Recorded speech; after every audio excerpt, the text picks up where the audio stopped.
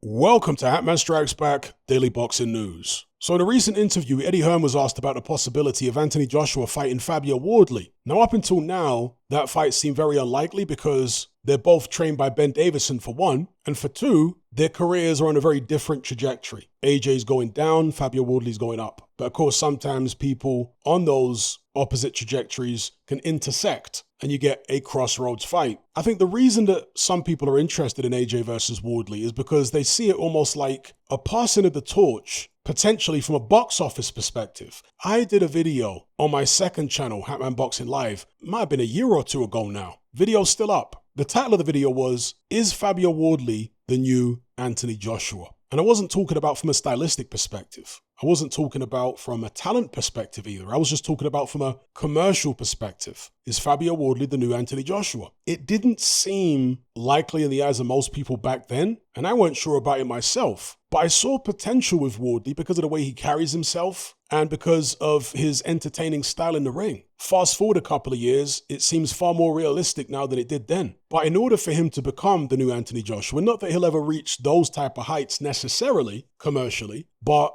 in order for him to even get close, then perhaps he needs to take out Anthony Joshua himself. Daniel Dubois did it, but Daniel Dubois hasn't become the new Anthony Joshua because he doesn't have the right public image. It's kind of difficult to market someone like Daniel Dubois to the public, whereas Fabio Wardley is a far easier sell to the British public because the guy has no problem getting up there, talking. He's a good talker. He comes across as very polite and respectful, which the British public tend to like. He's articulate and whatnot. And he delivers in the ring as far as excitement. He brings drama. So commercially, there's a lot of potential there for Wardley. But like I say, if he were to beat AJ, that may well be a passing of the torch type of fight. With AJ being the old cash cow of the heavyweight division in the UK, passing it on to Wardley, potentially the new cash cow of the heavyweight division in the UK. Obviously, Tyson Fury was a cash cow too. Moses Atama is a potential cash cow in the future. But as far as media friendliness, Fabio Wardley right now, I want to say, is above Moses Atama. So what do you guys reckon? Is an AJ Wardley fight possible? I think if Wardley continues on the same trajectory, particularly if he ends up picking up a belt, let's say a vacant belt, I can see AJ Wardley happening.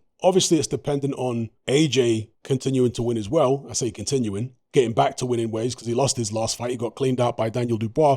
Let's say he comes back, has a tune-up, either fights Luke Partridge, aka Tyson Fury after that and wins, or fights somebody else and wins. Fabio Wardley picks up a vacant belt in the meantime. I could see Fabio Wardley's first, let's say, voluntary defense being against Anthony Joshua. It would make sense. I'm sure it's a fight Wardley would like because he would understand the implications of beating Joshua commercially. And how do I see the fight going if it were to happen, let's say, in the next 12 months? The interesting thing is, although Fabio Wardley's proven himself to be very tough, he's got a big heart, he's tenacious, he's never been hit by anyone that is as proven a puncher as Anthony Joshua is at world level. I want to say the biggest puncher that Fabio Wardley's been in with so far might be either Joseph Parker or David Adelaide. A toss-up between those two. He took their shots all right, but I think Anthony Joshua's power's on a different level to a Parker or an Adelaide, personally. So you never know how a man's going to react when he gets hit harder than he's ever been hit before. When I say you don't know how he's going to react, not just in terms of his tactics and his mindset, but